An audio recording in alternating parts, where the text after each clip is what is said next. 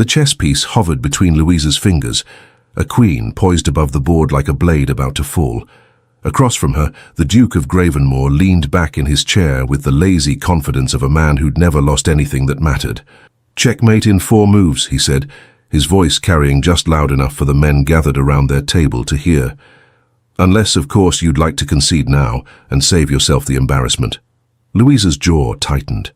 Around them, the private club's wood-panelled walls seemed to close in, thick with cigar smoke and masculine certainty. She was the only woman allowed in this sanctum of privilege, and only because Lord Stirling's influence had carved out an exception. The men tolerated her presence the way they might tolerate an exotic pet, amusing until it bit. "I don't concede," she said simply, placing her queen with deliberate precision. The Duke's dark eyes flickered with something she couldn't name. Interest, perhaps, or irritation. His fingers drummed against the mahogany table, a restless rhythm that matched the pulse hammering in her throat. "Stubborn," he murmured. "I admire that. Though I wonder—" He moved his knight, cutting off her escape route. "If you realize the position you're in, Miss Marsh." The false name tasted like copper in her mouth. Eliza Marsh, daughter of Lady Whitmore's governess. A convenient fiction that allowed her to exist in this space without destroying her real life. Without disappointing her father, who expected his daughter to be everything proper society demanded. Demure, accomplished in watercolors and pianoforte, silent in the company of men. Here she could be something else entirely. "I realize exactly where I am, Your Grace." She moved her bishop, opening a diagonal line of attack. "The question is whether you do." A ripple of murmurs circled the watching crowd. The Duke's mouth curved, not quite a smile, but close enough to be dangerous. Fascinating. He leaned forward, and she caught the scent of bergamot and something darker. "Tell me, Miss Marsh, if you win this match," his voice dropped to a purr, "what would you ask for? To be left alone to play chess in peace." How disappointingly practical. His rook swept across the board. "If you win this match, I'll marry you." The words landed like a slap. Several men laughed, the easy, dismissive sound of those who'd never been the punchline. Louisa's vision tunneled, her fingers white-knuckled against the edge of the table. "How generous," she said, acid dripping from each syllable. "To offer a prize I'd sooner feed to the ravens than accept." The Duke's eyes widened fractionally. Then that almost smile returned, sharper now. "Well then, I suppose you'll have to lose, won't you? For your own protection." "I don't lose." "Everyone loses eventually, Miss Marsh." He captured her knight with casual efficiency. "The trick is choosing when." 3 moves later, she proved him wrong. The room erupted in shocked exclamations. Lord Stirling's booming laugh cut through the noise, delighted and triumphant. Lady Cassandra, watching from her chair near the window, the only other woman permitted as Louisa's chaperone and sponsor, raised her teacup in silent salute. And the Duke of Gravenmore stared at the board as if it had personally betrayed him. "Impossible," someone muttered. "She got lucky," another voice dismissed. Louisa rose, smoothing her skirts with hands that wanted to shake but wouldn't. "Thank you for the game, Your Grace. Perhaps next time you'll remember not to underestimate your opponent." She turned to leave, but his voice stopped her. "Miss Marsh." She looked back. The Duke was standing now, tall enough that she had to tilt her chin up to meet his eyes. In them she saw no anger, only that unsettling interest, burning brighter than before. "I always keep my promises," he said quietly, "even the foolish ones." "Then perhaps you should make fewer of them." She walked away before he could respond, before the trembling in her legs could betray her. Behind her she felt his gaze like a physical weight, following her across the room until she disappeared into the corridor beyond. In the safety of the shadows, Louisa finally allowed herself to breathe. She'd won. And somehow, she suspected, she'd just made everything infinitely more complicated. 4 years ago, Louisa Thorne had discovered 2 truths about herself. The first, she was very good at pretending. At home in her father's modest estate, she was the perfect daughter. She embroidered. She practiced scales on the pianoforte until her fingers cramped. She nodded at appropriate intervals during her father's lectures on propriety and duty, while inside her mind mapped chess strategies and calculated probabilities. The second truth, She was exceptional at chess. Lady Cassandra Whitmore had taught her. During that first summer, Louisa and her brother Oliver had come to stay at their aunt's fashionable London residence. Their father's sister had married well, and each summer she invited her niece and nephew to her townhouse for the season. A chance for connections, for advantageous matches, for climbing the precarious ladder of society. Louisa had hated every suffocating moment of it, until she'd met Lady Cassandra at a garden party, and the older woman had seen something in her eyes that made her extend an unexpected invitation. "So you look," Lady Cassandra had said, "like a woman dying of thirst at a very tedious well." She'd been right. Lady Cassandra was a widow with independent wealth, unconventional opinions, and a complete disregard for what society thought she should do with her life. She believed women deserved education, choice, and the freedom to be more than ornamental. The ton tolerated her because her money made her useful, but the men found her threatening. Louisa found her intoxicating. That first summer, Lady Cassandra had taught her chess. The second summer, she'd introduced her to Lord Geoffrey Sterling, a nobleman who'd been unsuccessfully courting Lady Cassandra for years and who shared her progressive views about women's capabilities. When he'd seen Louisa play, he'd proposed something audacious. "There's a tournament," he'd said. "Invitation only. The finest players in England. All men, of course, because apparently chess requires testicles." Lady Cassandra had laughed at that. "But I have influence, I could get you in." She'd be destroyed, Lady Cassandra had warned. Not at chess, she's brilliant, but socially. The moment her real name attached to this, her reputation would be gutted. Then we don't use her real name. And so Eliza Marsh had been born, the daughter of Lady Cassandra's governess, raised in the household, educated beyond her station. Not quite a servant, not quite a lady, existing in that grey space that made the story believable. The first time Louisa had entered that private club, her knees had shaken so badly she'd thought they might give out.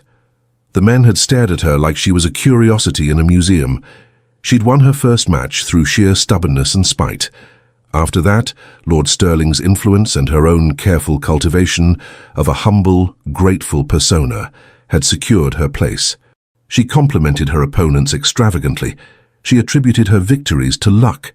She smiled and deferred and made herself as unthreatening as possible, except when she played. Then she was merciless. For 3 years this had worked.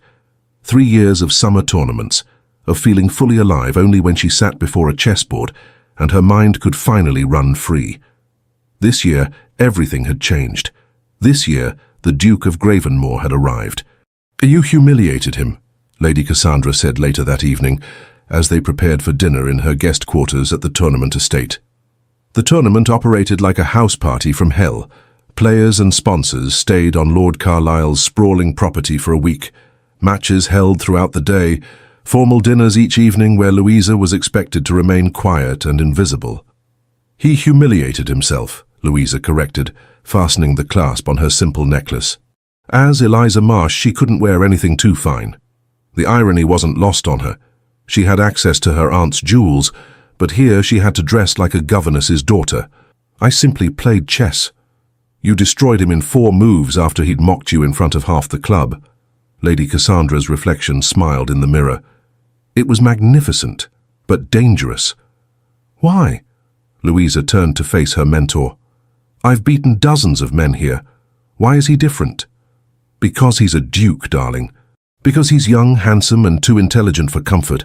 Because unlike the others, he doesn't look at you like you're a curiosity." Lady Cassandra's expression grew serious. "He looks at you like you're a puzzle he intends to solve." A chill traced Louisa's spine. She'd felt it too, that weight of the Duke's attention, the way his dark eyes had tracked her across the board with calculating precision. "I'll be careful," she promised. "Be more than careful. Be boring. Be the grateful little nobody they've allowed into their sacred space." Lady Cassandra touched her shoulder gently. "I know it galls you, but the moment they discover you're actually Louisa Thorne, daughter of a respectable family, playing chess under a false name—" "I know." Louisa's throat tightened.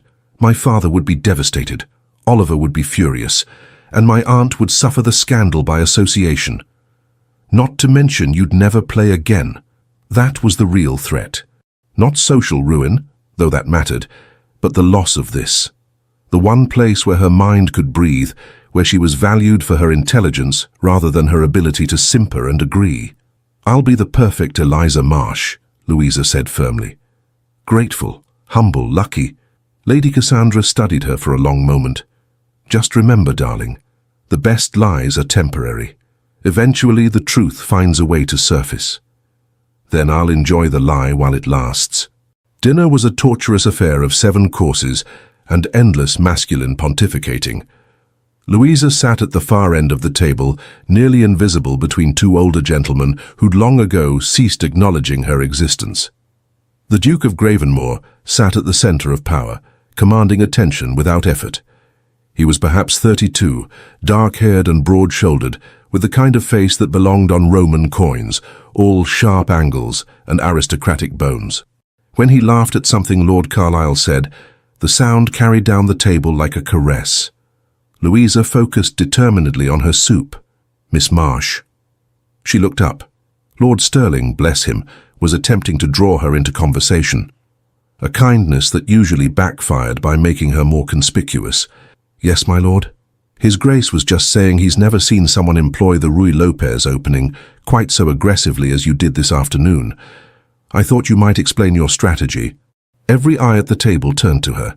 Louisa's fingers tightened around her spoon. "I'm sure His Grace is being generous," she said carefully. "It was simply fortunate that—" "Don't." The Duke's voice cut across her deflection. "Don't diminish what you did. It was calculated, brilliant, and utterly ruthless. Own it." The silence that followed felt like standing on the edge of a cliff. "Your Grace," she said slowly, "I was raised to believe that excessive pride in one's accomplishments is unbecoming, and I was raised to believe that false modesty is a waste of everyone's time." His dark eyes held hers. "You're the finest player I've faced in years. Why pretend otherwise?" "Because pretending keeps me safe," she thought. "Because the moment I show my teeth, they'll remember I'm not supposed to be here at all." "Perhaps," Lord Carlisle interjected, his tone jovial but pointed, "we should remember that Miss Marsh's presence here is itself an unusual circumstance. We wouldn't want her to become overconfident." The threat was delicate but clear. Louisa dropped her gaze to her plate. "Of course, my lord, forgive me." From the corner of her eye she saw the Duke's jaw tighten, but he said nothing more, and the conversation moved on to hunting and politics and other topics from which she was tacitly excluded. Later, when the men retired for brandy and cigars, while she and Lady Cassandra were dismissed to the drawing-room, Louisa felt the familiar cage closing around her throat. "That was well done," Lady Cassandra murmured as they settled into chairs near the window. "You swallowed your pride beautifully." "It tasted like ash. Pride often does, darling. But it keeps us alive." Through the window, Louisa could see the torch-lit gardens, the shadows of men moving through them with their drinks and their easy confidence. She wondered what it felt like to occupy space without apology, to speak without calculating every word's weight. The Duke's words echoed in her mind. Own it. If only she could. The second day of the tournament dawned with rain drumming against the windows. Matches were delayed until afternoon, leaving the players restless and confined to the Manor's public rooms. Louisa had planned to hide in her quarters, but Lady Cassandra insisted she make an appearance in the library. You can't let them forget you exist, or they'll decide you shouldn't. So she found herself tucked into a corner with a book she wasn't reading, hyper-aware of every sound and movement around her. "Tolstoy," she jolted. The Duke stood beside her chair, seemingly materialized from thin air. Up close he was even more overwhelming, tall enough that she had to crane her neck back to see his face, and looking at her with that unnerving focus that made her feel simultaneously exposed and seen. "I'm sorry." He nodded at her book. "You're reading Tolstoy. In the original Russian, unless I'm mistaken." Damn. She'd grabbed it without thinking, too used to Lady Cassandra's library where she could read whatever she wanted. A governess's daughter wouldn't have access to... "Lady Whitmore has an extensive collection," she said quickly. "She's generous about lending books to her staff." Generous indeed. He moved closer, and she caught that scent again, bergamot and something like smoke. "Most governesses I've known can barely read English, let alone Russian literature." I was fortunate in my education. Evidently. He pulled a chair over and sat without invitation, close enough that she could see the faint scar cutting through his left eyebrow. Tell me, Miss Marsh, what does a governess's daughter do when she's not humiliating dukes at chess? I don't... She stopped, regulated her breathing. I assist Lady Whitmore, I read. I play chess when the opportunity arises. And this opportunity arises every summer, for 3 years running? Her pulse kicked against her ribs. Lord Sterling has been kind enough to sponsor my participation. Sterling's kindness is legendary, almost as legendary as his decade-long pursuit of Lady Whitmore. The Duke's mouth curved. Tell me, does she ever put the poor bastard out of his misery? I wouldn't presume to speculate about Lady Whitmore's private affairs. Of course not. That would require opinions, and you're far too well behaved for those. He leaned back, studying her. Except at the chessboard. There you have opinions, strong ones, devastating ones. Chess is different. Is it? Or is chess the only place you're allowed to be honest? The observation landed like a knife between her ribs. She forced herself to meet his eyes, to keep her expression neutral. Your Grace, I'm not sure what you're implying. I'm implying that you're not who you claim to be. His voice dropped lower, intimate and dangerous.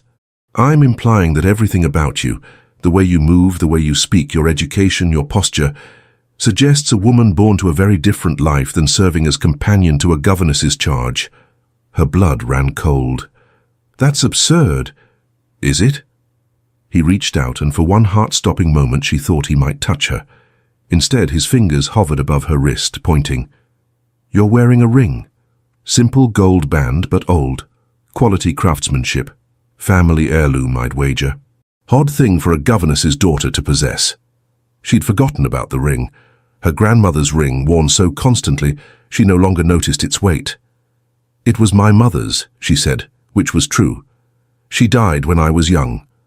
I'm sorry. And he sounded it, genuine sympathy softening his features. But it doesn't explain why you're here. Why a woman with your obvious intelligence and education would be content to exist in the margins, pretending to be less than she is. Perhaps I'm exactly what I appear to be, and you're seeing complexity where there's only simplicity. No, he said it with absolute certainty. I'm an excellent judge of character, Miss Marsh, and you are many things, but simple isn't one of them. She should leave, should excuse herself and retreat to safety. But something in his tone, not mockery, not threat, but genuine curiosity, kept her rooted. Why does it matter to you? She asked quietly. Because I've never met anyone quite like you. He said it simply, without artifice. Because you beat me at chess and made it look effortless. Because you're wasting your gifts playing for the amusement of men who can't even appreciate what they're witnessing. He paused. And because when I offered to marry you yesterday, you looked at me like I'd offered you a pile of manure. Despite everything, she felt her lips twitch. You mocked me in front of a room full of men. What reaction did you expect? Fair point. He grinned, a real smile this time, devastating in its warmth. In my defense, I was trying to unsettle you. You were winning far too easily. Perhaps you should simply play better, Your Grace. The words were out before she could stop them, sharp and clever and entirely un-Eliza Marsh-like. The Duke's eyes lit up with something fierce and delighted. There she is, he murmured, the woman underneath all that careful politeness. Hello. Her cheeks flamed. I should go. Why, because you forgot to be boring for 30 seconds? He leaned forward, elbows on his knees. Stay. Talk to me. Just for a moment. Be whoever you actually are. I don't know what you mean. Liar. The single word hung between them, not an accusation, but an observation. An invitation. Louisa's hands twisted in her lap. Every instinct screamed danger. This man saw too much, asked too many questions, made her want to abandon every careful protection she'd built. But God, it was tempting. To speak freely, just once. To match wits with someone who wouldn't expect her to dim her light. One conversation, she heard herself say, and you stop investigating my supposed secrets.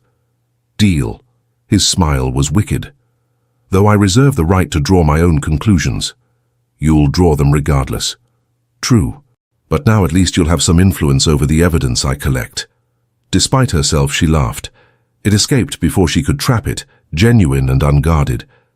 The Duke's expression shifted, something raw and hungry flashing across his features before he controlled it.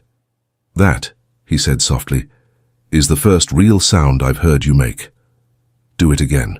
I don't perform on command, Your Grace." "Julian," he said it firmly, "if we're going to have honest conversation, let's start with names." "That would be inappropriate. Miss Marsh, you're sitting alone in a library with a notorious bachelor duke, allowing him to interrogate you about your mysteries. We've already crossed inappropriate. Might as well enjoy the view from here." He had a point. And there was something intoxicating about this, the verbal sparring, the way he looked at her like she was the most interesting thing in the room. Dangerous. So dangerous. "Julian, then," she said, testing the name on her tongue. "Though only here.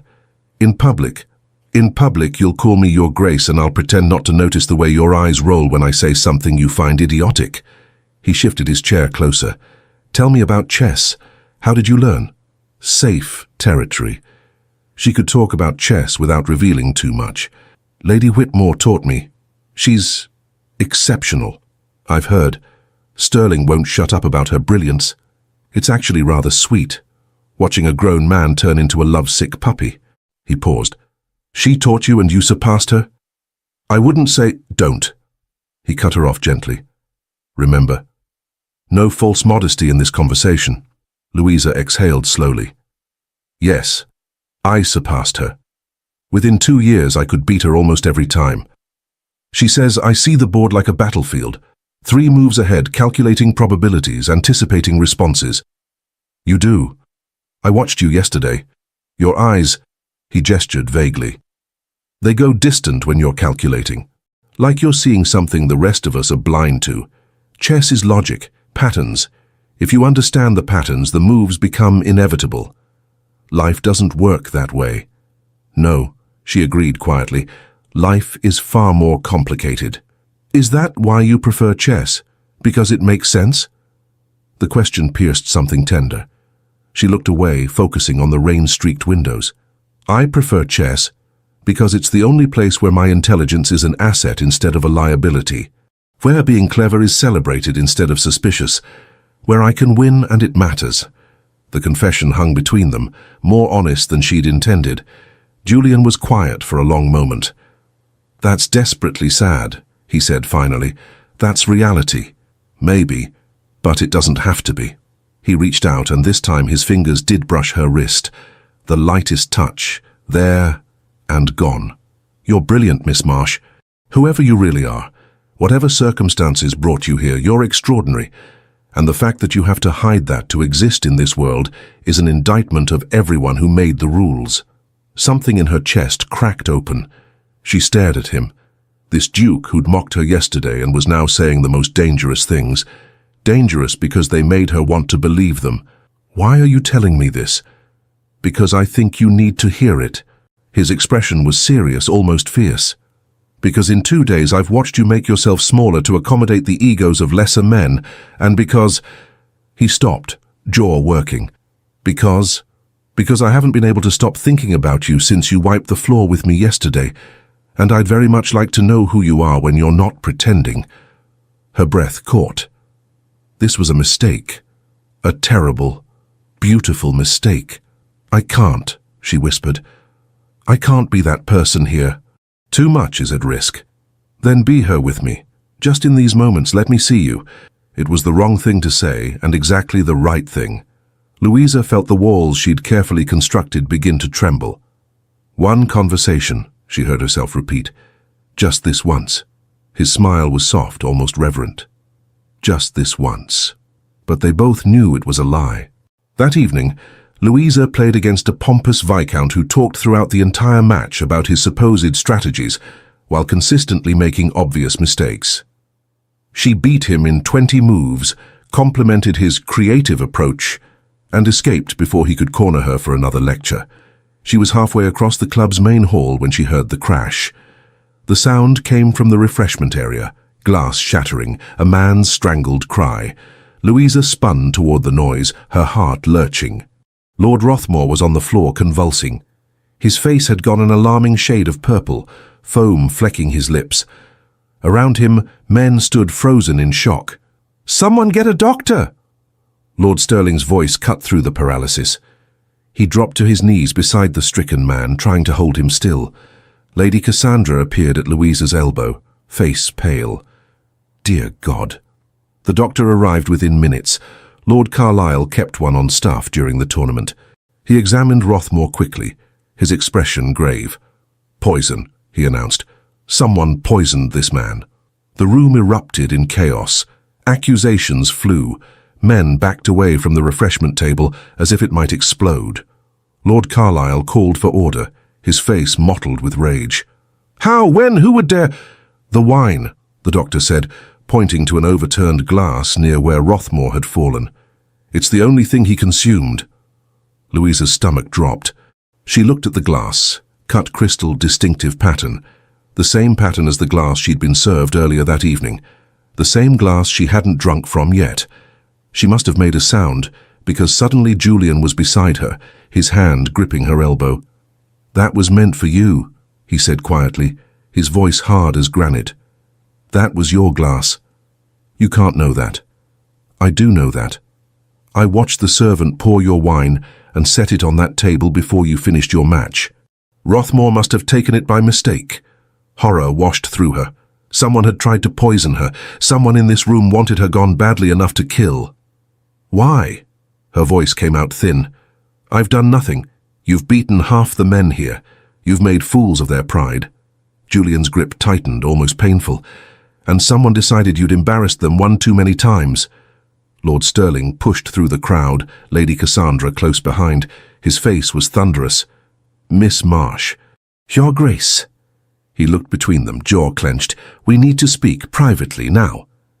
They adjourned to a small parlour off the main hall. Lord Rothmore had been carried away, still breathing but barely. The doctor thought he might survive. The dose hadn't been quite enough to kill a man of his size, but it would have been more than enough for Louisa. "This ends now," Lord Stirling said flatly. "Miss Marsh, you're withdrawing from the tournament. It's not safe." "No." The word escaped before she could think. "I won't be driven out by some coward who can't accept losing. You nearly died tonight." "But I didn't. And if I leave now, they win. Whoever did this, they get exactly what they wanted." "Better they win than you die." Lady Cassandra's voice was sharp with fear. "Louisa, be reasonable." She'd used her real name. In the stress of the moment, the fiction had cracked. Julian's eyes narrowed, but he said nothing. "I'm being perfectly reasonable," Louisa insisted. "I'm the best player here. I've earned my place. I won't be scared away." "Then what do you propose?" Lord Stirling demanded. "We can't have you drinking or eating anything without certainty it's safe. We can't protect you from someone we can't identify." Silence fell. Louisa's mind raced, calculating options. There had to be a way to stay safe and continue playing. There had to be. "I'll protect her." All eyes turned to Julian. He stood with his arms crossed, expression set in lines of absolute determination. "You, Your Grace." Lord Stirling's skepticism was evident. "Yes, me." Julian looked at Louisa, something fierce burning in his dark eyes. "I'll be her shadow for the remainder of the tournament. I'll taste everything she eats or drinks. I'll escort her everywhere. And anyone who wants to try again will have to go through a duke first, which even the stupidest coward might think twice about." "That's ridiculous," Louisa protested. "You came here to play chess, not babysit me." "I can do both, and frankly, keeping you alive is more important than winning matches." "Why?" The question burst out before she could stop it. "Why would you do this? You barely know me." His jaw worked. For a moment she thought he wouldn't answer. Then, "Because you're the most interesting person I've met in years. Because watching you play chess is the closest thing to witnessing art I've ever experienced. Because you're brilliant and brave, and you deserve to be here." He paused, holding her gaze. "And because the thought of you being hurt makes me want to burn this place to the ground." The raw honesty in his voice stole her breath. Lady Cassandra and Lord Stirling exchanged significant looks. "Well," Lady Cassandra said slowly, "that's certainly protective." "This is highly irregular," Lord Stirling added, but he didn't sound entirely opposed. The two of you spending constant time together, it will cause talk. Let them talk, Julian said flatly. Miss Marsh's life is more valuable than propriety. Louisa should refuse, should recognize this for what it was, dangerous, complicated, potentially disastrous for her carefully maintained fiction. But someone had tried to kill her tonight. And Julian was offering her a chance to stay, to keep playing, to not let fear win. On one condition, she heard herself say, you let me teach you, really teach you, not just play. I'll show you the strategies I use, the patterns I see, in exchange for your protection. His eyes lit up. Deal. Though that seems weighted in my favor, I get to spend extensive time with you and improve my chess game simultaneously. I'm sure you'll find other ways to suffer, she said dryly. I'll do my best. His smile was wicked. So, shall we start now? Someone just tried to poison you. Seems like a good time for a private chess lesson where I can ensure your safety. Despite everything, the fear, the shock, the shaking in her hands, Louisa laughed. She was in so much trouble. They set up a board in Lady Cassandra's private sitting room, away from curious eyes. Julian insisted on preparing the tea himself, checking every cup and saucer for tampering. Paranoid, Louisa observed. Careful, he corrected, settling into the chair across from her. There's a difference. The chess pieces stood between them like soldiers awaiting orders. Louisa arranged them with automatic precision, her mind still whirling from the evening's events. Who do you think did it? She asked quietly. Someone with access to the refreshment area. Someone who knew which glass was yours. Julian's expression darkened. Someone who's lost to you and can't stomach the humiliation. That could be half the men here. Exactly, which is why we need to be smart about this. He moved a pawn forward. We investigate while you play. Watch for reactions, inconsistencies. Someone will slip. You sound like you've done this before. I haven't. But I'm very good at reading people. He gestured to the board. Your move. And while we play, tell me about your family. She froze. Why? Because I want to know you. Because we're going to be spending significant time together, and I'd like to understand who I'm protecting. His eyes found hers. Because Lady Whitmore called you Louisa earlier, and that's not the name you gave me. There it was, the secret, partially exposed. Louisa's hands trembled as she moved her knight. I can't tell you everything. Then tell me what you can. His voice was gentle. I won't betray your confidence. Whatever you're hiding, whatever circumstances brought you here, it's safe with me. She wanted to believe him. God, she wanted to. My real name is Louisa Thorne, she said quietly, the words feeling like stepping off a cliff. I'm not Lady Whitmore's governess's daughter. I'm the daughter of a country gentleman. Respectable family, modest means. Every summer my brother and I stay with our aunt in London for the season. Julian processed this, his expression unreadable. And your father doesn't know about the chess. He'd be horrified. He expects me to make an advantageous match, to be the kind of daughter who brings honor to the family name, not, she gestured at the board, this. Being brilliant at chess dishonors him? Being anything but ornamental dishonors him. The bitterness leaked through despite her control. I'm supposed to watercolor, play simple tunes, agree with whatever men say, and gracefully accept whatever future he arranges for me. That sounds like a special kind of hell. It is. She captured one of his pawns. Lady Cassandra showed me there could be another way, that women could have minds, opinions, freedom.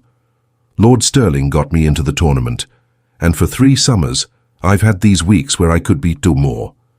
So you created Eliza Marsh. A necessary fiction. The daughter of a governess has less to lose than the daughter of a gentleman. And if anyone discovered my real identity, your reputation would be destroyed. Your family would suffer the scandal. Your father would lock you away from anything resembling freedom. Julian's voice had gone cold with fury. And these bastards who claim to value honor would ruin you for being too intelligent. Yes. The single word held years of frustration, fear, resentment.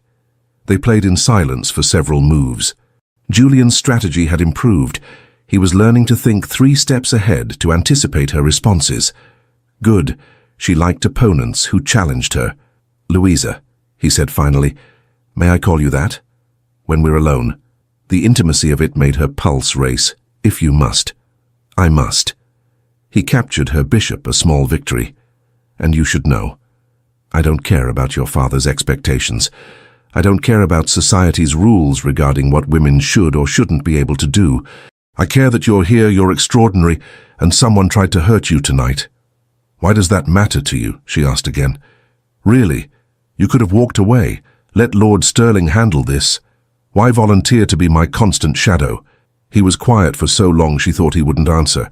Then, because yesterday you looked at me like I was a problem to be solved. Not a title, not a prize, just an opponent standing between you and victory. Do you have any idea how rare that is? Everyone I meet sees Duke first, Julian distant second. I see both, she admitted. The Duke is powerful, confident, used to winning. Julian is curious, clever, and doesn't like losing. She moved her queen. Check. He smiled, studying the board. And which do you prefer? Julian. The Duke is useful for protection, but Julian is the one I'm teaching chess to. Good answer. He countered her check, but she'd already seen the trap. So, we've established you're hiding your identity. I'm protecting you from would-be poisoners, and we're both pretending this is solely about chess instruction. What else would it be about? Louisa. He said her name like a prayer and a curse. You're not stupid. You know exactly what this is about. Her throat went dry. I don't. You beat me at chess, and I couldn't stop thinking about you. You gave me that razor-sharp response yesterday, and I wanted to hear every thought in that brilliant mind. You spoke honestly to me this afternoon, and I... He stopped, jaw clenched. I haven't felt this intrigued by another person in years, possibly ever. You're attracted to me because I'm a challenge, she said, fighting to keep her voice steady. Once you solve the puzzle, the interest will fade. Is that what you think? It's what I know. Men like you, powerful men, men with options, you want what resists you. The moment I become easy, available, understood, I'm no longer interesting. He leaned back in his chair, studying her with that unsettling intensity. You have a low opinion of my character. I have a realistic opinion of human nature. Then let me be unrealistic for a moment. He reached across the board, and before she could stop him, his fingers covered hers. I'm attracted to you because you're brilliant, because you speak your mind when you feel safe, because you play chess like you're conducting a symphony, and watching you think is the most compelling thing I've ever witnessed. His touch burned. She should pull away. Should remember every rule she'd set for herself about keeping distance, staying safe, protecting her heart. This can't go anywhere, she whispered. Even if there's something here, it can't become anything. You're a duke. I'm nobody. You're Louisa Thorne, the finest chess player in England, and that makes you somebody to me. Julian, I'm not asking for forever. I'm not asking you to give up your freedom or your chess or anything you value. His thumb traced the back of her hand, devastating in its gentleness. I'm asking for this week, for honest conversations and chess lessons, and time where we both stop pretending. Everything in her screamed danger. This man saw too much, made her want too much. If she let him in even a little, she'd only make the inevitable ending more painful. But God, she was tired of being careful, tired of swallowing every true thing she wanted to say. 1 week, she heard herself agree. We investigate who tried to poison me. You protect me during the tournament. I teach you chess, and when this is over, we go back to our lives. No strings, no expectations, no promises. His eyes held hers, dark and intense. Just this stolen time where we get to be fully ourselves. It was a terrible idea, potentially disastrous. She should say no. Checkmate, she said instead, moving her queen into final position. You were so distracted by words, you stopped watching the board. He laughed, surprised, delighted, genuine.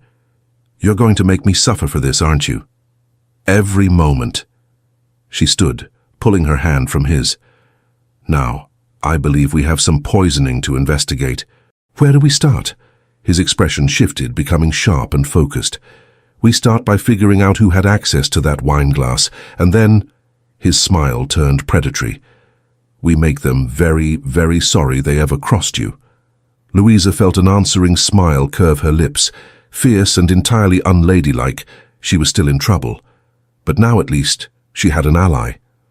The next morning arrived grey and sullen, rain still pattering against the windows. Louisa found Julian waiting outside her door at an unconscionably early hour, looking disgustingly alert. "Did you sleep?" she asked, letting him into Lady Cassandra's sitting room. "Some. Did you?" "Not much." The truth was, she'd lain awake for hours, replaying their conversation, questioning every decision. "I kept thinking about the poison. Who would risk it? The scandal if they're caught. Suggest someone desperate, or arrogant enough to believe they won't be caught." He settled into a chair, producing a small notebook. "I've been making a list. 7 men have lost to you multiple times this tournament. 5 of them lost significant wagers on those matches. You think it's about money? Money, pride, or both. Men do stupid things when their egos are bruised and their purses are lighter." He flipped open the notebook. Lord Rothmore himself was on the list, but obviously he's eliminated as a suspect, given he's the one who ended up poisoned. "How is he?" "Alive, recovering slowly. The doctor says he'll likely survive, but it was near enough." Julian's expression hardened, which means whoever did this is either extremely lucky that their dose miscalculated or didn't actually intend to kill, just incapacitate. "Scaring me away would be enough." "Exactly." He stood, moving to the window. Against the grey light, his profile was sharp as a blade. "Today's matches start at noon. Until then, I propose we do some investigating." "How?" "By being observant, watching reactions when we're together, seeing who seems nervous, guilty, or overly interested in your well-being." He turned back to her. "And by very publicly establishing that you have a Duke's protection. That alone might make our poisoner think twice about trying again. You want to make a spectacle of us. I want to make it clear that harming you means answering to me." His tone left no room for interpretation. "Is that acceptable?"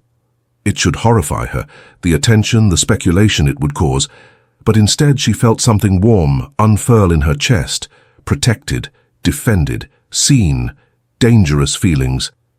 "Acceptable," she agreed, "though Lady Cassandra will have opinions about propriety." "Lady Cassandra," said the woman in question, sweeping into the room, "has opinions about survival overriding propriety. If His Grace wants to parade around as your guardian, I'm hardly going to object." She fixed Julian with a pointed look.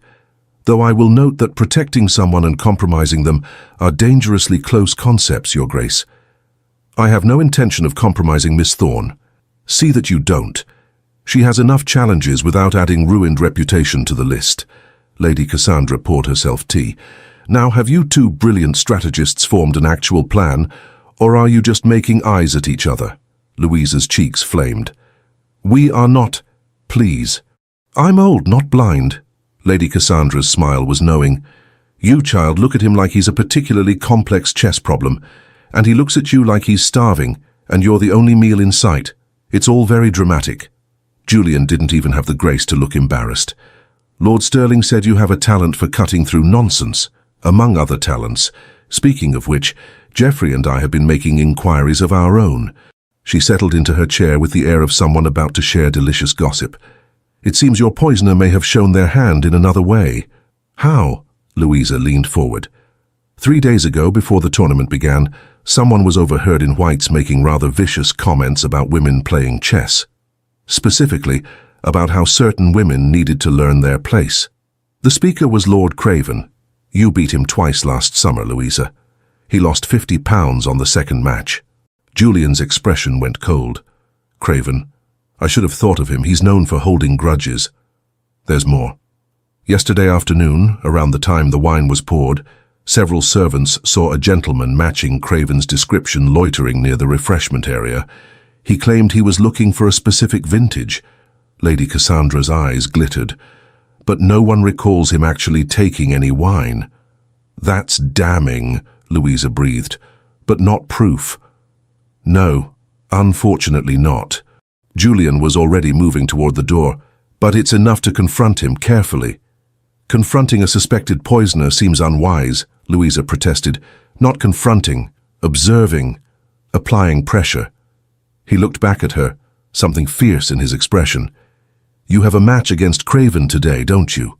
She checked the schedule. At 2 o'clock. Perfect. I'll be there. Highly visible, making it very clear that any attempt to harm you will be met with immediate consequences. His smile was sharp. And we'll see how he reacts to having a witness who won't look away. The match against Lord Craven took place in the club's main hall, a dozen other games happening simultaneously around them. But their table drew a crowd. Word had spread about the poisoning, about the Duke's protection, about the scandalous woman who played like a master. Louisa felt their stares like weights on her skin. Lord Craven sat across from her, his expression carefully neutral. He was perhaps 45, still handsome in a dissolute way, with the kind of mouth that looked cruel even when smiling. "Miss Marsh," he said pleasantly. "Shall we begin?" Julian stood behind her chair, a silent but unmistakable presence. She'd protested the positioning, too obvious, too intimate, but he'd been immovable. "If Craven is our poisoner," he'd said, "I want him to know exactly what stands between him and trying again." Now, as they arranged their pieces, Louisa watched Craven's face for any sign of guilt or fear. Nothing. He looked bored, if anything. "Terrible business yesterday," Craven said, moving his first pawn. "Poor Rothmore. I hear he's expected to recover?" "The doctor believes so," Louisa countered with her opening, though it was a near thing. "Indeed. Makes one wonder what kind of monster would poison a guest at a gentleman's tournament." His eyes flicked up to hers. "I hope you're being careful, Miss Marsh. Clearly someone in our midst has unsavory inclinations." The concern sounded genuine. Too genuine. "I'm well protected," she said quietly. "His Grace has been kind enough to ensure my safety." How gallant. Craven's gaze shifted to Julian, something unreadable passing across his features. Though some might say a duke playing nursemaid to a governess's daughter is beneath his station. Behind her, Louisa felt Julian tense. She spoke before he could. "Some might say attempting murder is beneath any station. Yet here we are." The words hung in the air like smoke. Craven's hand paused over his knight. "Are you implying something, Miss Marsh?" "I'm observing that cowardice takes many forms, some more lethal than others." She moved her bishop. "Your turn, my lord." For just a moment, fury flashed across his face, raw and undisguised. Then it vanished behind that bland mask. "You speak rather boldly for someone in your position." "And what position is that, alive, competent at chess? Both seem perfectly acceptable positions to me." A few spectators laughed. Craven's jaw tightened, but he made his move. Too aggressive, too hasty, emotional. They played in silence for several moves. Louisa could feel the tension radiating from Julian, coiled and ready to strike at any provocation. The crowd watched with breathless attention, sensing drama beyond the chessboard. "You've made quite a name for yourself," Craven said finally, his tone conversational. 3 years of victories, impressive for someone so young, so inexperienced." "Experience is relative," Louisa replied, capturing his knight. "I've found that intelligence and study often surpass years of mediocre practice." Another flash of anger, another hasty move. She had him, not just in the game, in his self-control. He was unraveling, showing her exactly what she needed to know. This was the man who'd tried to kill her.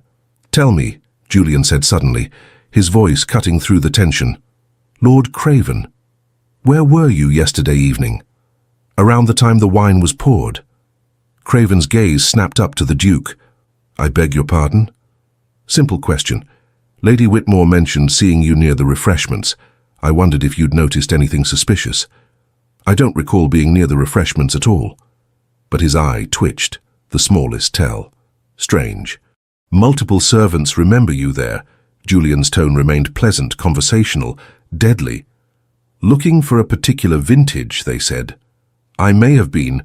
I enjoy wine. It's hardly criminal." "Of course not, though poisoning someone certainly is." Julian leaned forward slightly. "If you noticed anything, anyone tampering with glasses, acting strangely, I'm sure you'd want to report it. Being a man of honor and all." The threat was delicate but unmistakable. Craven's knuckles whitened on the edge of the table.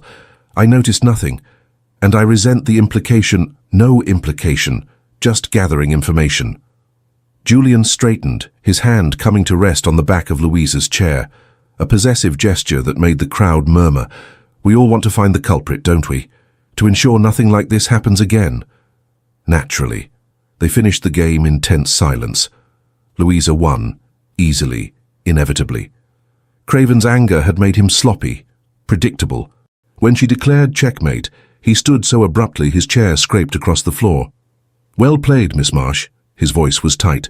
Perhaps next time you'll face a more worthy opponent. Perhaps next time you'll play without trying to murder your competition first, Louisa replied evenly. The crowd gasped. Craven went white, then red. You dare. I dare many things, my lord, including calling cowardice by its name. She stood, meeting his gaze without flinching. Good day. Julian's hand found her elbow, guiding her away before Craven could respond. Behind them the crowd erupted in whispers. That was reckless, Julian murmured as they walked. That was necessary. You saw his face. He's guilty. I saw his face. So did everyone else, which means he now knows we suspect him. They turned into a quiet corridor. He'll either retreat in fear or escalate out of desperation. Then we'll be ready for either. Julian pulled her into an alcove, his expression serious. Louisa, I need you to understand something. Men like Craven, when they're cornered, they become dangerous. You backed him into a corner in front of witnesses. His pride won't recover from that. Good. Let him suffer. I'm trying to keep you safe, and you're deliberately provoking the man who tried to kill you. I'm making it clear I won't be intimidated. She lifted her chin. Would you prefer I cower? I'd prefer you alive. His hands came up to frame her face, the touch sending electricity through her veins. Promise me you'll be careful. Promise me you won't take any unnecessary risks. I promise I won't drink or eat anything you haven't tested first. Beyond that, she shrugged. I came here to play chess, Julian. I won't stop living because someone wants me dead. He stared at her for a long moment, something fierce and frustrated burning in his eyes. Then, you're going to drive me absolutely mad, aren't you? Probably. She smiled despite everything. Consider it practice for your patience. My patience, he muttered, is not the problem. But he didn't let go of her face. His thumbs traced her cheekbones with devastating gentleness, and for a breathless moment she thought he might kiss her. Instead, he stepped back, putting proper distance between them. Tonight. After dinner. Meet me in Lady Whitmore's sitting room. We need to plan our next move. Against Craven? Against whoever tries to hurt you next. His jaw set in hard lines, because now that he knows we're watching, he'll try something different. Something we won't anticipate. A chill traced Louisa's spine, but she refused to show fear. Then we'll anticipate everything, she said firmly. Come prepared for a long evening. I have several strategies to teach you. His expression shifted, humor breaking through the tension. I look forward to it. That night, Louisa found Julian already in the sitting room, a chessboard set up and a cold supper laid out. Every dish he'd prepared himself or watched being prepared. You didn't have to go to this trouble, she said, settling across from him. I told you I'm not taking chances. He pushed a plate toward her. Eat. You barely touched anything at dinner. I wasn't hungry. Liar. You were nervous about being in a room full of suspects. He speared a piece of chicken with his fork, ate it demonstratively. There, verified safe, now eat. She obeyed, discovering she was actually starving. They ate in companionable silence, the tension of the day slowly easing. Tell me about your brother, Julian said eventually. Oliver, wasn't it? Louisa stiffened. What about him? Lady Whitmore mentioned he's also in London this summer. Does he know about the chess? God, no. Oliver is... She searched for words. He's a good man. Loves me, wants what's best for me. But he's also conventional to his bones. He'd see this as shameful, dangerous. He'd try to stop me, to protect me. From what? Excellence? From scandal. From choices he believes will harm me. She moved a chess piece absently. He means well. They all mean well. My father, my brother, even my aunt in her way. They want me safe and settled and proper. They don't understand that their vision of safety feels like suffocation. What do you want? Julian asked quietly. If you could have anything, complete freedom to choose your life, what would you want? The question pierced something deep. Louisa stared at the board, thinking, I want to play chess, not just in secret, but openly. I want to be respected for my mind instead of diminished because of my sex. I want conversations that challenge me, not vapid pleasantries about weather and needlework. She looked up, meeting his eyes. I want to wake up every day and feel fully alive, not half dead from pretending. Then that's what you should have. Julian, be realistic. Women like me don't get those things. We get marriages if we're lucky, loneliness if we're not, and spinsterhood if we refuse both. What if there was another option? Her heart kicked. What option? He leaned forward, elbows on his knees. What if you could keep playing? What if someone with enough influence ensured you had a place in the chess world regardless of your sex? Someone like a duke, you mean? Exactly like a duke. His expression was serious, intent. I have power, Louisa. More than I often know what to do with. If I declared you under my patronage, sponsored your participation in tournaments, it would look like I was your mistress. The words fell between them like stones. Julian's jaw worked. I won't lie and say there wouldn't be talk. There would be. Vicious, ugly talk. Then why suggest it? Because the alternative is watching you dim your light to survive, and He stopped, something raw crossing his face. I can't stomach that. Not when there's another way. A way that destroys my reputation and makes me dependent on your favor. No, thank you. She stood, pacing to the window. I appreciate the thought, Julian. Truly. But I won't trade one cage for another, no matter how gilded. Silence. Then his footsteps coming up behind her. You're right, he said quietly. I'm sorry. That was thoughtless of me. It was kind of you. Misguided, but kind. She turned to face him. This is why it can't be more than this week. You're a duke. You think in terms of power and patronage and protection. I'm just trying to survive with my autonomy intact. You're not just anything, Louisa. His voice was low, intense. You're extraordinary, and you deserve a world that recognizes that without requiring you to become someone's possession in exchange. The words lodged in her throat like tears. That world doesn't exist. Then perhaps we should create it. Julian, I know. 1 week. No strings. No futures. His hand lifted, tucked a strand of hair behind her ear. But for this week, let me imagine better. Let me pretend we could build something where you're free, and I'm worthy of you. You don't need to be worthy of me. You're a duke. And you're the woman who beat me at chess and made me question everything I thought I knew about intelligence, courage, and what matters. His thumb traced her jaw. Title means nothing compared to that. She should step back, should remember all the reasons this was impossible. Instead, she swayed forward, closing the distance between them. This is a mistake, she whispered. Probably. His breath ghosted across her lips. Are you going to stop me? I should, but will you? She answered by rising on her toes and kissing him. It was soft at first, tentative, testing. Then his arms came around her, and the gentleness shattered into something desperate and consuming. He kissed like he played chess, strategic, focused, devastating. When they finally pulled away, both unsteady, Louisa's head was spinning. Still a mistake? Julian asked roughly. Absolutely. But she was smiling, though perhaps a worthwhile one. I'll accept that compromise. He rested his forehead against hers. We should probably talk about what this means. It means we have 4 more days of the tournament, 4 more days where we can be honest with each other. And then we go back to reality. Yes.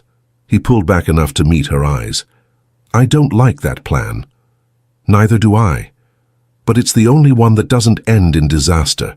There's something you should know. His expression turned serious. I wasn't entirely honest earlier.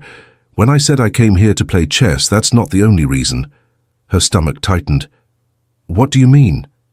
My father died 6 months ago. I inherited the title, the estates, the responsibilities, and along with them the expectations. He moved to the window, shoulders tense. Every mother with a marriageable daughter has been throwing her at me since the funeral. Every fortune hunter, every social climber. They see a young duke, and they smell opportunity. That must be exhausting. It's suffocating. I came here to escape it, to have 1 week where I was just Julian playing chess, free from the marriage market. He laughed bitterly. And then I met you, and suddenly freedom felt like the loneliest thing in the world. Louisa's throat ached. What are you saying? I'm saying I understand why you want autonomy, why you fear becoming someone's possession, because I'm living the flip side of that, being the possession everyone wants to claim. He turned back to her, and I'm saying that what we have, these stolen moments where we're both just ourselves, it's the realest thing I've felt in months. She crossed to him, taking his hand. Then let's not waste it on what we can't have. Let's just be here, fully present, for these 4 days. And after we'll survive. We're both good at that. He pulled her close, and she let herself lean into his strength. Just for a moment. Just while they could pretend the world didn't exist beyond this room. Teach me something, he said finally. Show me that brilliant mind at work. So she did. They played chess until the candles burned low, and between moves, she taught him to see patterns he'd never noticed, to think probabilistically, to anticipate not just the next move, but the cascade of consequences that followed. And if their hands touched more than necessary, if their eyes held longer than proper, well, they had 4 more days to be reckless. After that, they'd be sensible. The next 2 days passed in a blur of chess matches, whispered conversations, and mounting tension. Craven avoided Louisa entirely, but his allies began circling, making pointed comments, spreading rumors about her relationship with the Duke.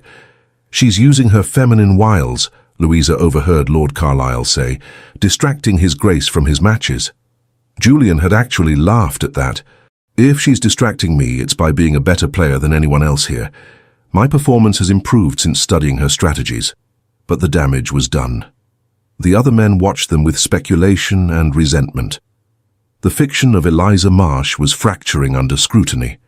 On the 4th day, Louisa faced off against a quiet baron who'd always been respectful, even in defeat. They played a solid technical game. No theatrics, no crowd. Midway through, the baron leaned forward. You should withdraw, he said quietly.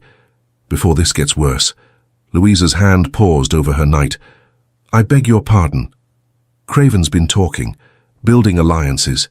He's convinced several men that your presence here is inappropriate, that Lord Stirling's patronage and the Duke's protection are evidence of moral corruption. The Baron's expression was pained. I don't agree. But I wanted you to know. There's a faction forming. They want you banned from future tournaments. Her blood ran cold. They can't do that. They can if enough powerful men agree, and Craven's very persuasive when he wants to be. The Baron moved his rook. I'm telling you this as a kindness. Whatever scandal you're courting with Gravenmore, it's not worth losing your place here. Louisa felt her world tilting. This was supposed to be safe, her one refuge, and now they were trying to take it away because she dared to be good at it. Thank you for the warning, she managed. But I won't withdraw.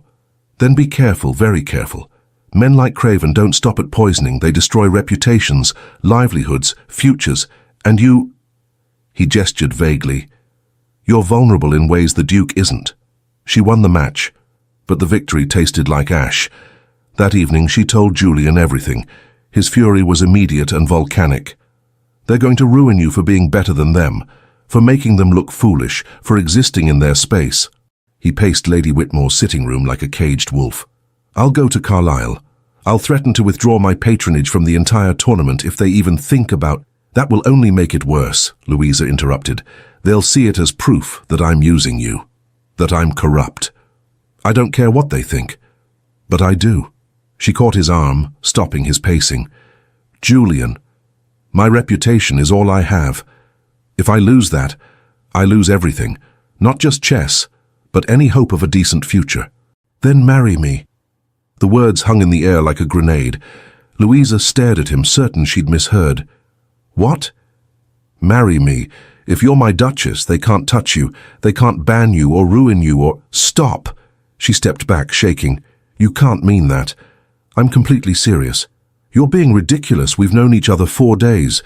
You don't marry someone after 4 days. People marry for far worse reasons than genuine admiration and intellectual compatibility.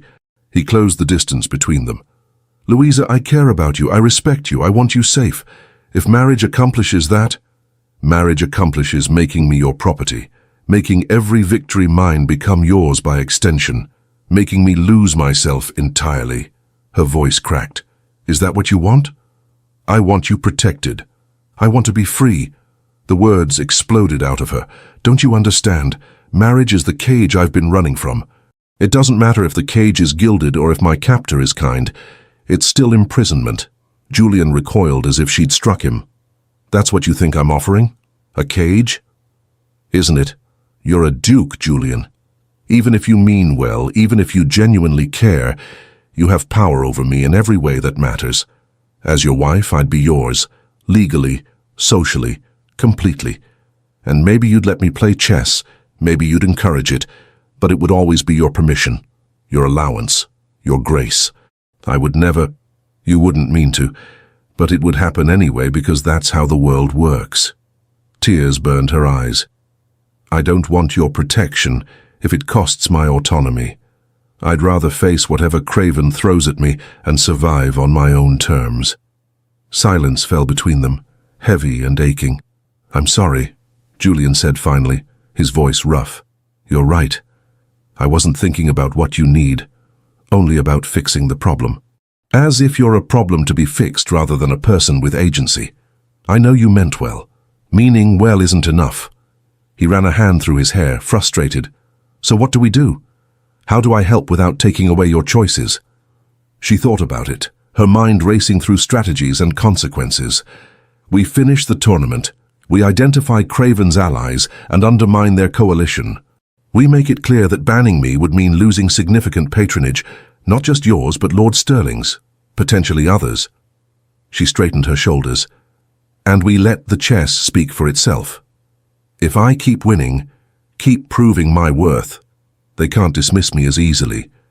And if they ban you anyway, then I find another way, another tournament, another opportunity. I'm good at surviving, Julian. I've been doing it my whole life. He looked at her with something like awe. So you're extraordinary. I'm stubborn, there's a difference. No, you're extraordinary. He crossed to her, taking her hands. And for what it's worth, I'm sorry I tried to solve this with power instead of partnership. Tell me what you need from me. Keep being you, keep watching my back, keep teaching me that not all powerful men are threats. She squeezed his fingers. And when this is over, let me go without making me feel guilty for choosing freedom. Pain flickered across his face. You're really going to walk away at the end of this? We both agreed. I know what we agreed doesn't make it easier. He pulled her close, and she let herself melt into his embrace. 4 days ago, I thought I wanted freedom. Now I think I just wanted you. Her eyes burned. Don't say things like that. Why not? It's true. Because it makes everything harder. She pulled back to look at him. Julian, we can't do this. We can't build something real in 5 days and expect it to survive the world beyond here. Why not? Because you're a duke who needs to marry well and produce heirs, and I'm a woman who wants to play chess and choose her own life. Those things don't coexist. They could if we let them. No, they can't. She stepped out of his arms, wrapping herself in resolve. We have 1 more day of matches. Let's focus on that. On keeping me safe and winning. We can face the rest when it comes. He looked like he wanted to argue. Instead, he nodded slowly. 1 more day, then the final matches. Then the final matches, she agreed. Neither of them mentioned what came after. The tournament's final day arrived with sharp, brilliant sunshine. Louisa woke with her stomach in knots, knowing she faced her most important matches yet. But first, she had to implement her plan. She found Lord Sterling in the breakfast room, looking grim. I heard, he said without preamble. Craven's coalition. They're planning to present a formal petition to Carlisle after the final matches, requesting your ban from future tournaments. How many signatures? 7 so far. They need 10 to force Carlisle's hand. Then we have to ensure they don't get 10. Louisa sat across from him, her mind working through angles. Who's wavering? Who might be convinced to refuse signing? They spent an hour strategizing, identifying targets. Lord Sterling would speak to some. Lady Cassandra would charm others. Julian would deploy the subtle threat of a duke's disapproval. It was manipulation, pure and simple. Louisa hated it. But she hated the alternative more. The morning matches went by in a blur. She won 2, drawing a third when her opponent played defensively. By afternoon, only 4 players remained in contention for the tournament's top honours. Herself, Julian, Craven, and a young Viscount who'd surprised everyone with his strategic prowess. The semi-finals would determine the final match. Louisa drew the Viscount. Julian drew Craven. She could barely focus on her own match, too aware of the battle happening across the room. Julian and Craven faced each other like generals at war, every move weighted with history and hatred. "Your move, Miss Marsh." She jolted back to her own board. The Viscount watched her with concerned eyes. "Forgive me," she murmured, making her move. Distracted. "Understandable. That match." He nodded toward Julian and Craven. "Feels like it's about more than chess." "It is." She forced herself to concentrate, to play the board in front of her, instead of watching the drama unfold elsewhere. The Viscount was good. Better than she'd anticipated. He'd learned from watching her, adapted his strategies. It took her 40 moves to secure victory. When she did, she immediately looked toward the other match. Julian and Craven were locked in what looked like a death match, both their faces tight with concentration and fury. The room had gone silent, everyone watching. Craven moved his queen, an aggressive play that opened his defense. Julian stared at the board, jaw working. Then he moved his rook. Check. Craven's eyes widened. He studied the board frantically, looking for escape. There was none. Checkmate, Julian said quietly. The room erupted. Lord Sterling's booming laugh cut through the noise. Lady Cassandra applauded elegantly, and Craven sat frozen, staring at the board, as if he couldn't quite believe what had happened. "Well played, Your Grace," he said finally, voice strangled. Julian didn't respond. He simply stood and walked directly to Louisa, his expression blazing with triumph and relief. "We're in the finals," he said. "You and me." Her stomach dropped. "What?" "Tomorrow. Final match of the tournament. You. Against me." His smile was fierce. "Winner takes all." Around them, excited chatter rose. The finest player in the tournament against the Duke. A governess's daughter against nobility. The woman who'd nearly been poisoned against the man who'd protected her. It was perfect drama, perfect tension. And Louisa suddenly knew exactly what she had to do. That night she lay awake for hours, her plan crystallizing into certainty. She'd lose on purpose, not obviously. That would insult Julian and raise suspicion, but carefully, subtly, making choices that gave him openings, letting him win by narrow margins so it looked like a genuine defeat. She had to lose because winning would make everything worse. Craven's coalition would point to her victory as proof that she was a threat, an aberration, something that needed to be eliminated. But if she lost, especially to a duke, especially to Julian, she'd validate the natural order. She'd lose gracefully, prove she knew her place, become safe again. And maybe, just maybe, they'd let her come back next year. The plan tasted like poison in her mouth. But survival always did. She didn't tell Julian. Couldn't tell him. He'd argue, try to change her mind, maybe even threaten to throw the match himself. No. This had to be her choice. Her sacrifice. The next morning she dressed carefully in her simplest dress. Eliza Marsh one final time, proper and grateful and unthreatening. Julian found her before the match, pulling her aside into a quiet corner. "Are you ready?" he asked. "As ready as I'll ever be." "Good. Because I'm not going to go easy on you." His smile was competitive, warm. "I want to beat you at your best. No mercy. I wouldn't expect anything less." The lie tasted like copper. He kissed her then, quick and sweet and devastating. "Win or lose, Louisa, this has been the most alive I've felt in years. Thank you for that." Her throat closed. "Julian." "I know, 1 week, no promises." He squeezed her hand. "But that doesn't make it less true." Then they were walking into the main hall and it was too late to say anything else. The crowd was enormous.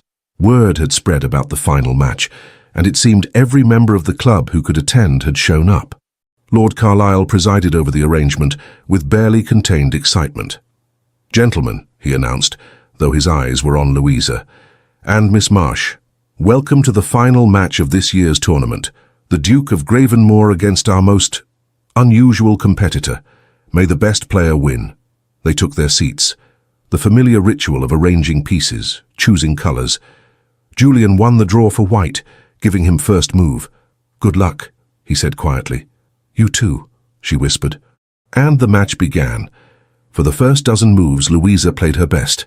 She couldn't help it. Muscle memory, instinct, the pure joy of the game taking over. She and Julian traded pieces, maneuvered for position, tested each other's defences. The crowd watched in breathless silence. Then at move 15, Louisa made her choice. She moved her bishop, a defensive position when she should have attacked. It left her vulnerable to Julian's knight, sacrificing control of the centre board. Julian frowned, studying the move. He had to see it was wrong, had to recognise she could have done better. "Are you sure?" he asked quietly. "Quite sure." He moved his knight, capitalising on her mistake. And just like that, the momentum shifted. Over the next 20 moves, Louisa slowly, carefully, allowed Julian to dismantle her position. Nothing obvious. Each mistake looked plausible, like a miscalculation or an overlooked consequence. But together, they added up to inevitable defeat. She could see the confusion in Julian's eyes.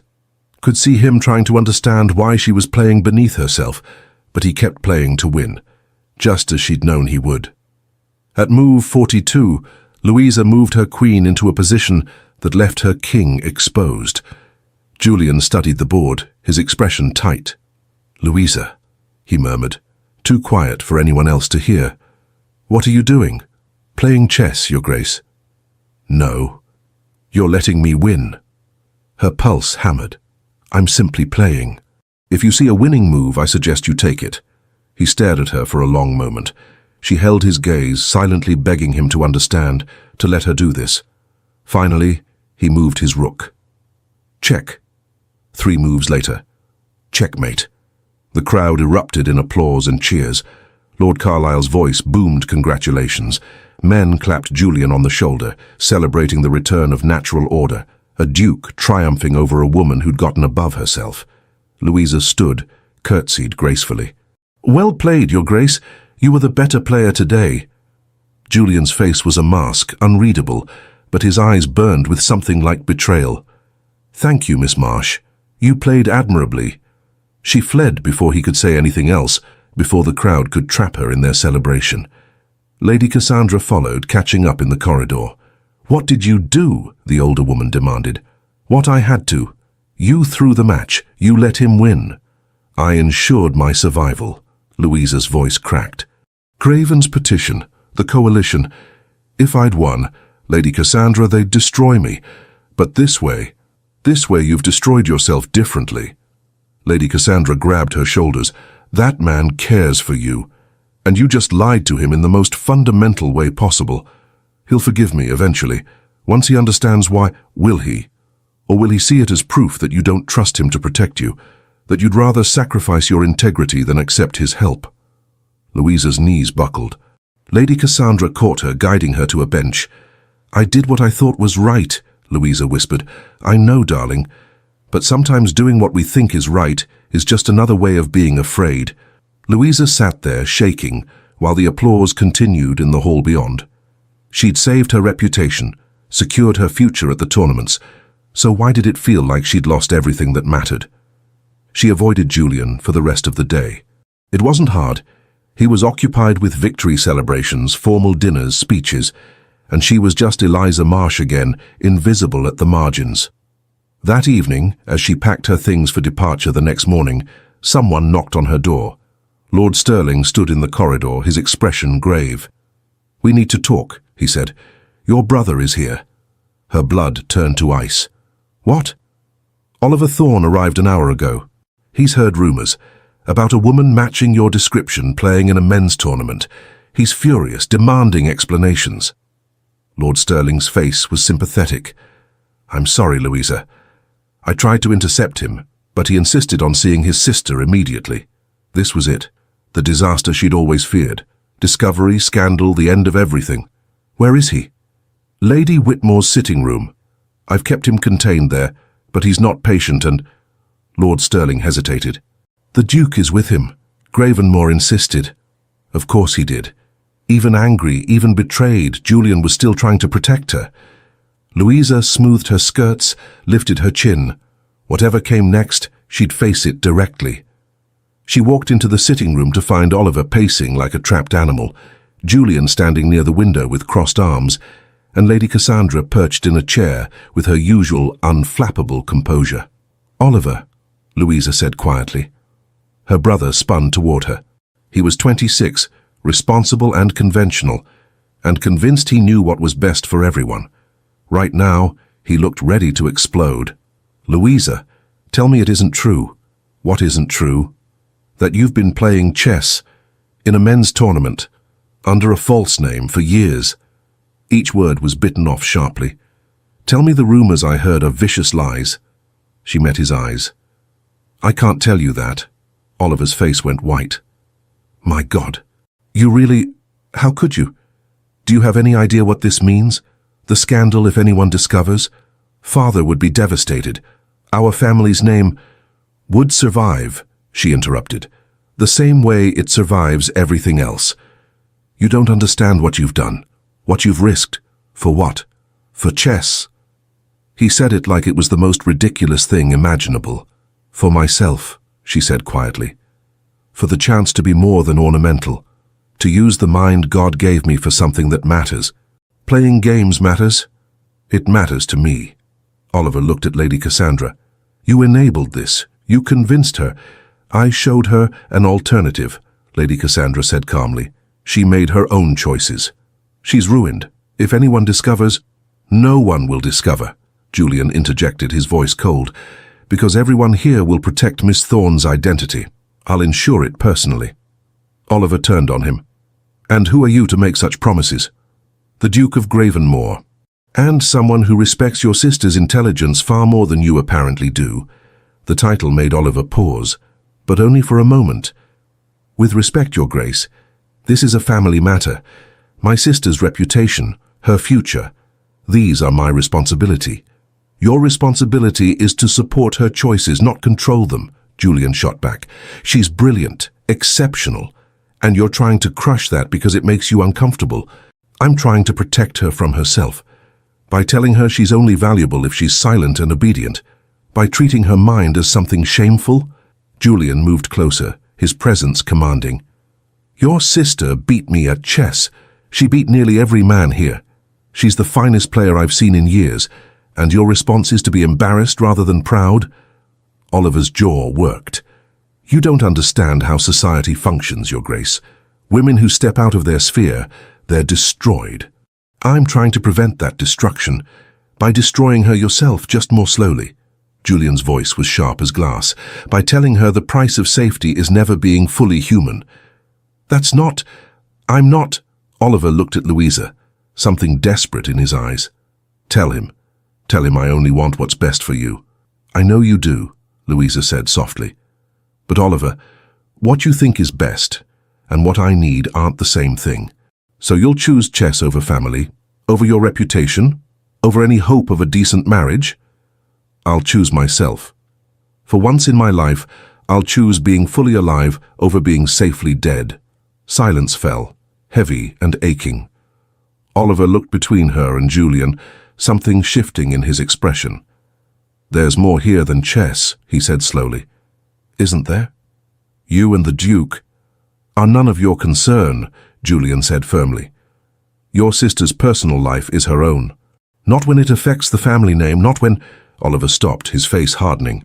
"You need to come home now, before this gets worse, before anyone else discovers what you've been doing." "No, Louisa, no. I won't go home and pretend I'm someone I'm not. I won't apologize for being good at something. And I won't let you or Father or anyone else make me feel ashamed for having a mind and using it." Oliver looked stricken. "I'm not trying to shame you. I'm trying to save you. Then save me by letting me live, by trusting that I can make my own choices and survive their consequences. And what if you can't? What if this destroys you? Then it will be my destruction. My choice. She stepped closer to her brother, softening her voice. Oliver, I love you. I know you're scared, but I need you to trust me, please. He stared at her for a long moment. Then he looked at Julian. Your Grace, I need your word, as a gentleman, that you will protect my sister's reputation. That whatever has passed between you, I intend to court her, Julian said simply, publicly, properly, with the goal of marriage. The words hit Louisa like a physical blow. She spun toward him. Julian, no. We agreed. We agreed to 1 week without promises. The week is ending. I'm allowed to want more. He held her gaze, his expression fierce and determined. I'm allowed to fight for you, even if you won't fight for yourself. I know what you think you want. Freedom, autonomy, chess, and I'm telling you, you can have all of that. With me, if you'll let yourself consider it. You're proposing again, she said faintly, after I threw our match, after I lied to you. I'm proposing because you threw the match, because you thought the only way to survive was to make yourself smaller, and I want to give you a life where you never have to do that again. Oliver looked between them. Someone explain. What match? Today's final. She let me win. Julian's voice was flat. She played beneath herself to ensure I'd triumph, because she thought beating a duke would make her enemies ban her from future tournaments. Was she wrong? Lady Cassandra interjected quietly. Craven's petition, the coalition. Would they have let her play again if she'd won? Julian's jaw clenched. No, probably not. Then she made a strategic choice, a sacrifice play, just as you would have in her position. It's different when it's chess. When it's her life. He stopped, breathing hard. She shouldn't have to sacrifice herself to exist in this world. But she does, Oliver said, surprising everyone. Your Grace, I appreciate your intentions, but courting my sister, even with the best motives, will invite exactly the scandal I'm trying to prevent. People will assume she's your mistress, that she traded favors for your protection. Then they'll be wrong. But the damage will be done regardless. Oliver's expression was pained. This is what I've been trying to explain. In our world, perception matters more than truth, and the perception of a connection between you would destroy her. Louisa felt the walls closing in. Oliver was right. Julian was right. They were both trying to protect her in their own ways, and both their solutions ended with her losing something essential. Stop, she said quietly. All of you. Stop trying to solve me like I'm a problem. Everyone turned toward her. I appreciate that you care. All of you. But I'm not a chess piece to be positioned for maximum advantage. I'm a person, and I get to choose my own moves. She looked at Oliver. I'm not going home. Not yet. I have 1 more day here, and I intend to use it. For what? To finish this properly. To say goodbye to Lady Cassandra and Lord Sterling. To collect my thoughts. She turned to Julian. And to tell you, clearly and without audience, what I want. What I actually want, not what anyone else thinks I should want. Julian's expression was unreadable. When? Tonight, after everyone else has gone to bed. Meet me in the library, alone. He nodded slowly. As you wish. She looked at Oliver. I'll come home tomorrow. We'll talk to Father together. We'll figure out how to manage this, but tonight I need to end this my own way. Her brother's shoulders sagged. You've changed. In just 1 summer, you've become someone I barely recognize. No, she said softly. I've become someone I've always been. You're just seeing her for the first time. That night, Louisa waited in the library until the house went quiet. When Julian finally appeared, he looked exhausted, still in his formal clothes from dinner, but with his cravat loosened and hair disheveled from running his hands through it. Hi, she said quietly. Hi. He closed the door behind him, leaning against it. Hell of a day. That's one way to describe it. They stood there, an ocean of space between them, everything unsaid hovering in the air like smoke. You threw the match, Julian said finally. I did. Why? Because winning would have cost me everything, and losing only cost me pride. It cost you more than that. It cost you honesty. Between us. She flinched.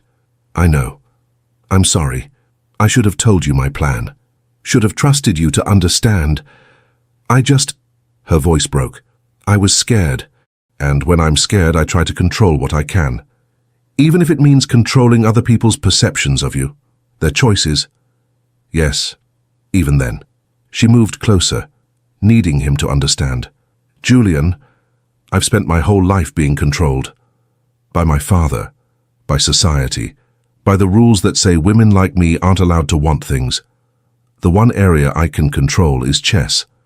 And I used it, badly. I used you, to manipulate an outcome I thought I needed. You didn't need to manipulate anything. I would have helped you. By proposing marriage, by making me your responsibility, by making us partners. He pushed off the door, closing the distance. Louisa, when I proposed, both times, I wasn't trying to cage you. I was trying to offer you protection that came with freedom. But I'm realizing now that I didn't ask what you actually wanted. I assumed. What do you want?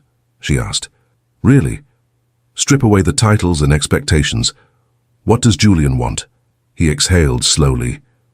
You. In whatever form you'll let me have you. As a friend, as a chess partner, He stopped. As something more if you wanted that. But not at the cost of your autonomy. Never that.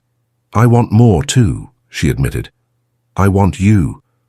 The man who sees me as a person first, who challenges my mind and respects my choices, but I'm terrified of what wanting you means.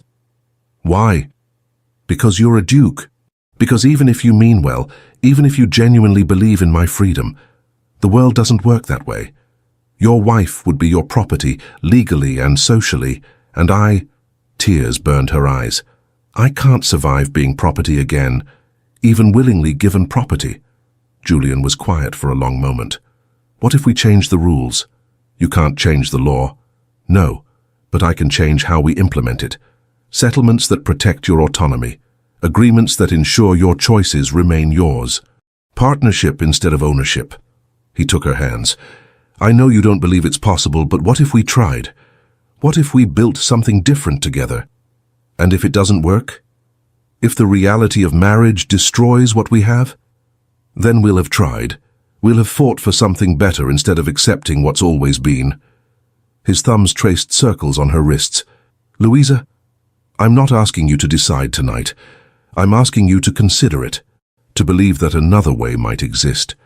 She stared up at him, this impossible man who'd crashed into her carefully controlled life and made her want dangerous things. I'm still going home tomorrow. I know. I need time, space to think without everyone watching, judging. I understand. But, she swallowed hard, I want to see you again, after I've talked to my father, after I've figured out what I'm actually capable of wanting instead of what I think I should want.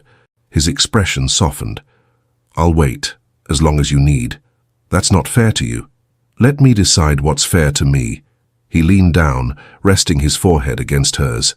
You're worth waiting for, Louisa Thorne, even if you don't believe that yet. She kissed him then, desperate and fierce and full of all the things she couldn't say. He responded with matching intensity, pulling her close like he could keep her there through sheer force of will. When they finally broke apart, both were breathing hard. I should go, she whispered, before someone finds us and makes Oliver's fears come true. Probably wise. But he didn't let go.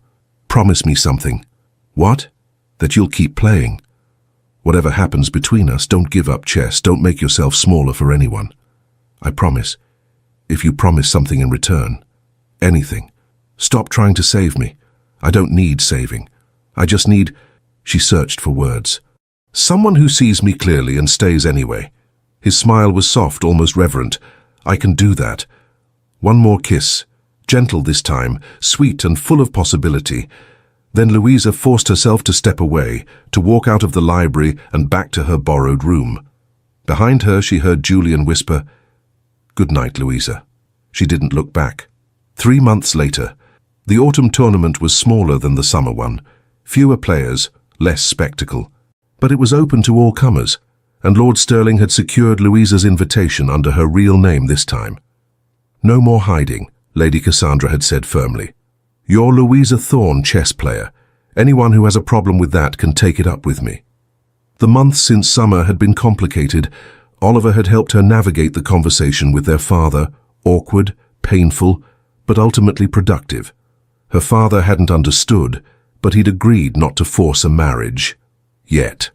And Julian had kept his word. He'd written long, thoughtful letters about chess strategy and terrible puns and nothing of substance.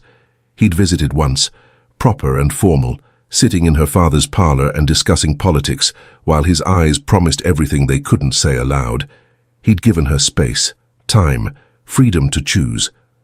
Now, walking into the club for the autumn tournament, Louisa felt exposed and terrified, and more herself than she'd ever been. Julian stood near the entrance, clearly waiting. When he saw her, his face transformed, joy and relief and want all tangled together. "Miss Thorne," he said, formally bowing. "Welcome, Your Grace." She curtsied, fighting a smile. "I hear you've been practicing. I've had an excellent teacher, even if she did let me win our last match. I'm hoping to correct that error today."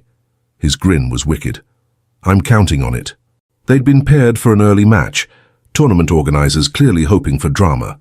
The crowd was smaller but just as intense, watching to see if the woman who'd caused such scandal in summer could hold her own in autumn. Louisa and Julian sat across from each other, arranging pieces. Everything felt both familiar and new, the same ritual but without the lies, without Eliza Marsh, just herself, fully visible. "Ready?" Julian asked. "Absolutely." They played for 2 hours. No distractions, no provocations, just pure strategy and skill. Louisa felt her mind expand, calculating probabilities and seeing patterns. Julian had improved dramatically, pushing her harder than he had in summer. But she was better. At move 63, she moved her queen into final position. Checkmate. The room erupted in applause. Julian stared at the board, then started laughing. Genuine, delighted, free. "There she is," he said. "The real Louisa. Finally playing her best. Finally brave enough to win." She stood, extending her hand. "Well played, Your Grace." He took it, but instead of shaking, he held on. "Have dinner with me, tonight, properly. I want to court you, Louisa, publicly, if you'll let me." Every eye in the room watched them. She could hear the whispers starting, feel the speculation building, and she realized she didn't care. "Yes," she said clearly. "I'd like that very much." His smile could have lit the room. "Thank you." From the corner, Lord Stirling's booming laugh rang out. Lady Cassandra applauded elegantly, and somewhere in the back Louisa heard Oliver's resigned sigh. But she'd made her choice. She'd chosen herself, and the man who wanted her to be fully herself beside him.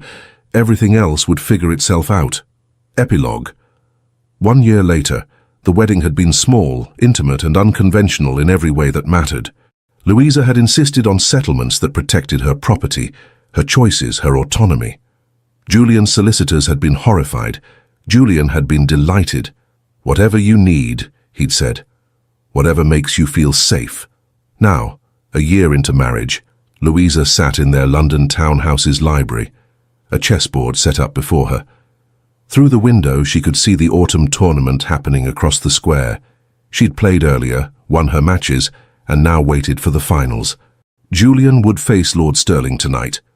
The older man had finally convinced Lady Cassandra to marry him, and his chess game had improved exponentially under her tutelage. The door opened. Julian appeared, still in his formal clothes from his semi-final match. "I heard you destroyed Lord Carlisle," he said, settling into the chair across from her. "In 20 moves, he still hasn't forgiven me for existing." "His loss." Julian moved a pawn.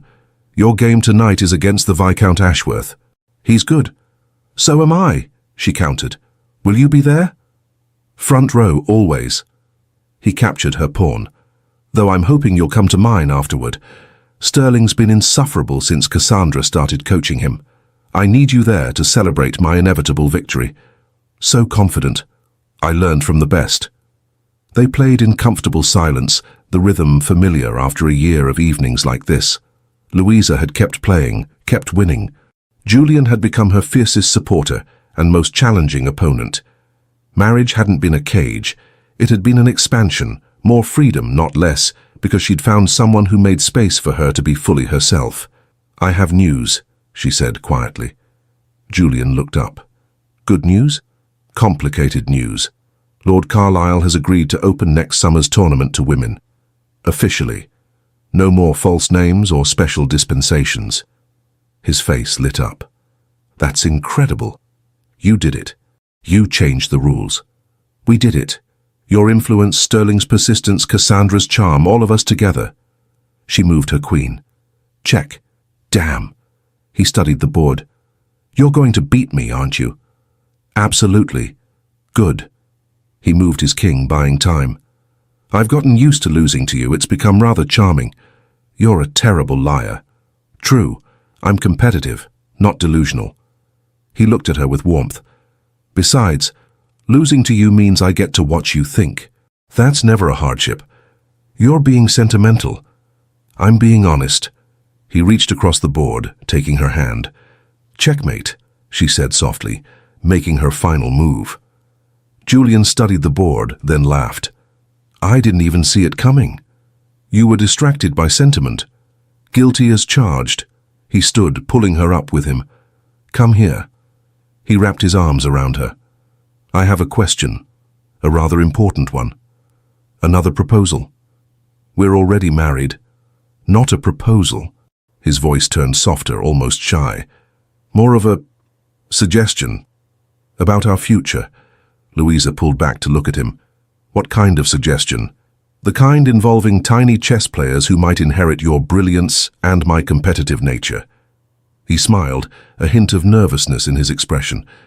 What would you think about an heir, a little Blackwood to terrorize the chess world in a few years? Her heart squeezed. I think that would be the greatest adventure yet. His eyes lit up. Really? Really? Though I reserve the right to keep playing tournaments even while carrying said heir, I wouldn't dream of stopping you. He kissed her forehead. You'll probably beat everyone while 7 months along just to prove you can. Absolutely, she grinned. And we'll teach them chess from birth. No gender restrictions in our house. None whatsoever. He pulled her closer. Boy or girl, they'll be free to be exactly who they are, just like their mother. Louisa felt tears prick her eyes. You're making me sentimental again. Good, I like you sentimental. He kissed her softly. So we're doing this? Building a family? We're doing this. She kissed him back. Now come on. Lady Cassandra is waiting to teach you her new strategy. Your strategy, you mean? My menace, she said fondly, for the rest of our lives. And somehow, that sounded exactly right. In a corner of the club, Lord Sterling and Lady Cassandra watched the couple leave. They're good together, Cassandra said. She challenges him, he sees her. So when are you going to marry me? Sterling asked. Oh, fine. Yes. Sterling froze. What? Yes, I'll marry you, but only if you accept that I'll keep teaching chess to whoever wants to learn. Yes, all of that, absolutely yes. He looked stunned. Really, after 12 years? You've proven you love me for who I am. You changed that girl's life. And Louisa showed me that partnership doesn't mean losing autonomy. It means finding the right partner. Sterling's grin could have lit London. I'm going to make you so happy. You already do, you ridiculous man. Sometimes the best victories aren't on the board at all. The end. Thank you for staying until the end of Louisa and Julian's story. If you loved watching Louisa choose herself and still find love, you're exactly why these stories exist. If this resonated with you, please like this video. Drop a comment sharing your favorite moment and subscribe for more stories about women who refuse to play by rules that were never made for them. Thank you for being here. You're the reason these stories matter.